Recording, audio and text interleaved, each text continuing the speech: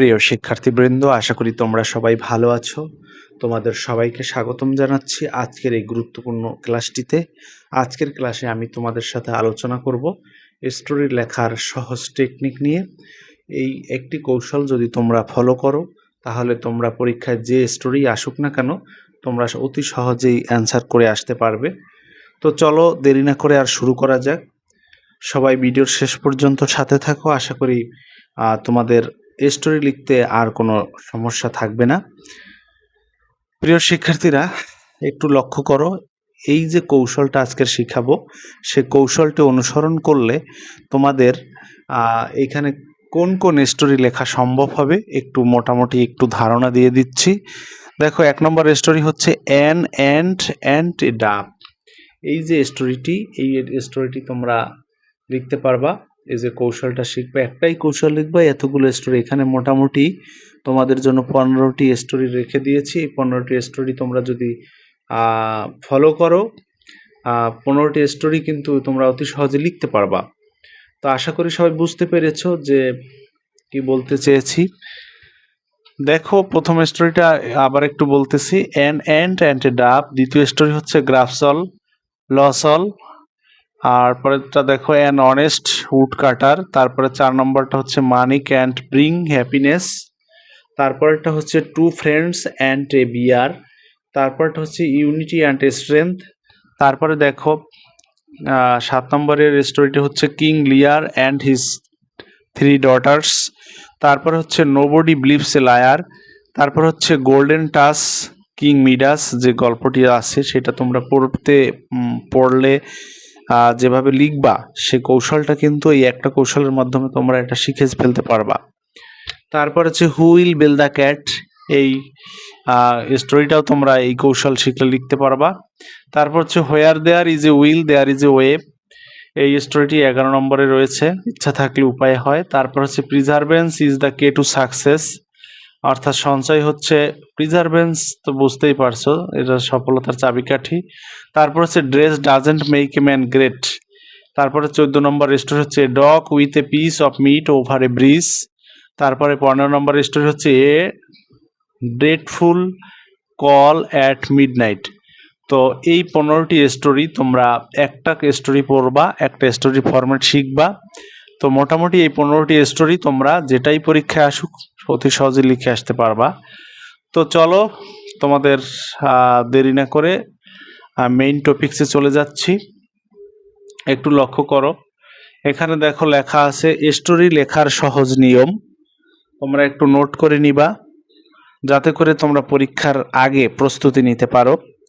দেখো, স্টোরি লেখার সহজ নিয়মে রয়েছে দ্য স্টোরি অফ। প্রশ্নে যে স্টোরিটি আসবে সেই স্টোরিটা তোমরা লিখে নিবা। দ্য স্টোরি অফ প্রশ্নের বিষয়, অর্থাৎ প্রশ্নে যে স্টোরিটি আসবে এই প্রশ্নের বিষয় যেখানে বাংলায় যে ব্র্যাকেটের মধ্যে লেখা আছে দেখতে পাচ্ছ, এই অংশটুকুর ওই স্টোরিটার নামটা লিখে দিবা। শুরুতে প্রশ্নের লাইনগুলো লিখতে হবে। প্রশ্নে কিন্তু স্টোরি কয়েকটা লাইন স্টার্ট করা থাকবে, দেওয়া থাকবে। তো সেই প্রশ্ন থেকে যে লাইনগুলো লেখা থাকবে, প্রশ্নের 2-3টা লাইন লেখা থাকে।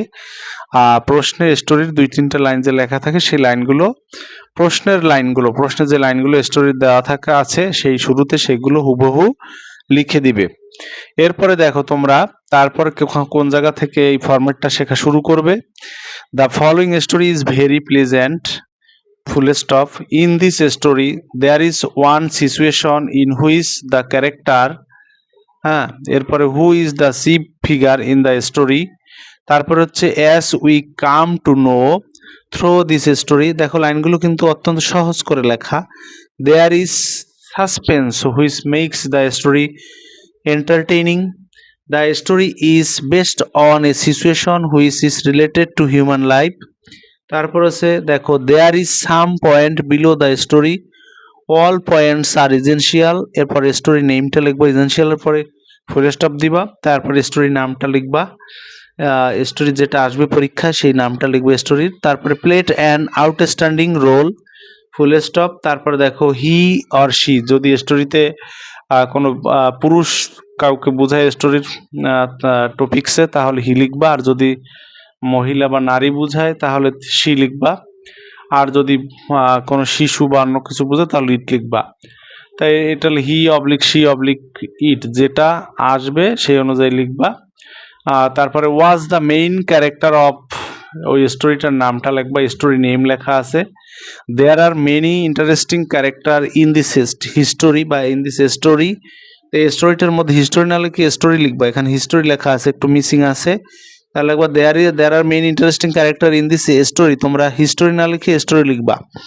তারপরে দেখো the above was really interesting and educational for all of us. এরপরে দেখো it is concluded that the above pastry is suitable. তো এই মোটামুটি ফরম্যাটটা যদি অনুসরণ করে লিখে আসো তোমরা স্টোরিতে কিন্তু মার্কস পাবা, বা স্টোরি তোমাদেরকে পরীক্ষার কোশ্চেনে ছেড়ে আসতে হবে না, অর্থাৎ তোমরা লিখে আসতে পারবা। তাহলে আবার একটু প্রথম থেকে বলে দিচ্ছি যে কিভাবে। প্রথমে স্টোরির নামটা লিখবা, দ্য স্টোরি অফ প্রশ্নের বিষয় সেটা লিখবা, দ্য স্টোরি অফ ধরো কিং মিডাস, তাহলে একবার the story of king Midas, বা দ্য স্টোরি অফ গ্রাফসল লচল, এইটা লিখবা। যেটা আসবে সেই নামটা পরীক্ষার প্রশ্নে যে নাম আসবে স্টোরির সেই নামটা তুমি বুঝে লিখে দিবা, সুইটেবল নামটা লিখবা। তারপর প্রশ্নের শুরুতে প্রশ্নের লাইন, স্টোরির ওই স্টোরিটার যে কোশ্চেনে যে স্টোরিটা আসবে সেই কোশ্চেনের কয়েকটা লাইন লেখা থাকবে, ওই লাইনগুলো প্রশ্ন দেখে দেখে হুবহু লিখে দিবা। তারপরে দেখো এরপরে এই যে ফরম্যাটটা আছে এই ফরম্যাটটা হুবহু মুখস্থ করে ফেলবা বুঝে, তো এই অনুসারে লিখে আসবা, আর তাহলে আর তোমার স্টোরি লিখতে আর কোনো সমস্যা হবে না। দেখো এখানে the following story is very pleasant, in this story there is one situation in which the character who is the chief figure in the story, as we come to know through this story there is suspense which makes the story entertaining. The story is based on a situation which is related to human life. There is some point below the story, all points are essential. তারপরে দেখো plate and outstanding role, he oblique she oblique it, এটা তোমরা person বুঝে লিখবা। Was the main character of story name, তারপর there are many, এখান থেকে একটু লক্ষ্য করো এইখানে দেয়ার ইজ, এই যে প্রথমে আমার একটু মানে ডিসকানেক্টেড হয়ে গেল, তোমরা আবার একটু লেখো which makes the story entertaining. তারপরে দেখো the story is based on a situation which is related to human life. তারপরে there is some point below the story, all points are essential. Story নেমটা লিখবা, এখানে এসেনশিয়াল পর full stop দিয়ে story নাম লিখে শুরু করবা। Played an outstanding role, he oblique she oblique it was the main character of the story. There are many interesting character in this story. এই কথাটা বলা হয়েছে মনে হয়, তারপর রিপিট হলো the above was interesting and educational for all of us. তারপর it is concluded that the above pastry is suitable. এই ফরম্যাটটা মোটামুটি একটু ছোট করে দিচ্ছি, এই যে তোমরা একটা স্ক্রিনশট রাখতে পারো, পুরা স্টোরিটা শর্ট করে একদম স্ক্রিনশট জুমটা কমিয়ে দিলাম যাতে স্ক্রিনশট নিয়েও তোমরা নোট করে পড়তে পারো। তো এই আশা করি এই ফরম্যাট অনুসরণ করে তুমি পরীক্ষায় যে স্টোরি আসুক না কেন অতি সহজে লিখে আসতে পারবে। তো আজকের ক্লাস এই পর্যন্তই। তোমাদের ভিডিওটি যদি ভালো লাগে তাহলে তোমরা কমেন্ট করতে জানাতে পারো, আর কোনো বিষয় বুঝতে সমস্যা হলো তোমরা কমেন্ট করতে পারো, এবং যদি তোমাদের এই ভিডিও থেকে কোনো উপকার আসে তাহলে অবশ্যই এই চ্যানেলটি সাবস্ক্রাইব করে রাখবা, যাতে পরবর্তীতে যে গুরুত্বপূর্ণ কোনো টপিক যখন ক্লাস দেওয়া হবে তখন যাতে তোমার সবার আগে তোমার কাছে নোটিফিকেশন চলে যায়। তো আজকের ক্লাস এই পর্যন্তই। সবাই ভালো থাকো, সুস্থ থাকো। এতক্ষণ সাথে থাকার জন্য সবাইকে আন্তরিক ধন্যবাদ জানাচ্ছি। ধন্যবাদ সবাইকে।